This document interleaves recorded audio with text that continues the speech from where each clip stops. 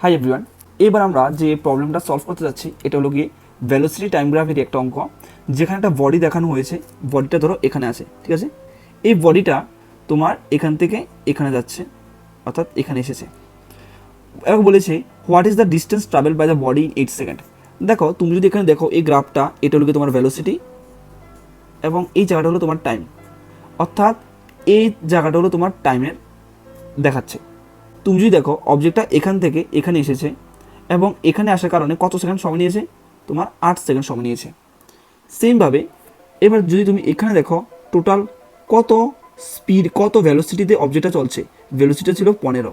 আমি একটু আগে বলেছিলাম যখনই তোমার স্লোপটা স্ট্রেট লাইন হবে, একদম প্যারালালি হবে তোমার টাইমের অ্যাক্সিসের সঙ্গে, তখন আমরা এটাকে বলবো কনস্ট্যান্ট ভেলোসিটি।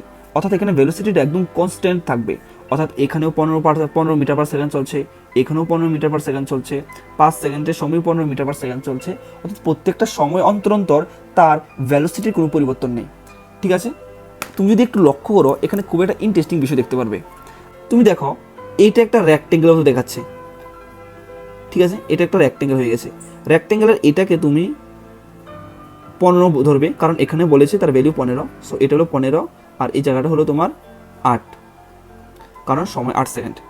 তো এই রেক্টেঙ্গেলের এরিয়াটা সমান সমান হবে তার ডিস্টেন্স, অর্থাৎ তোমার ডিস্টেন্সটা সমান সমান হবে যে ভেলোসিটিটা সাথে টাইমের মাল্টিপ্লিকেশন।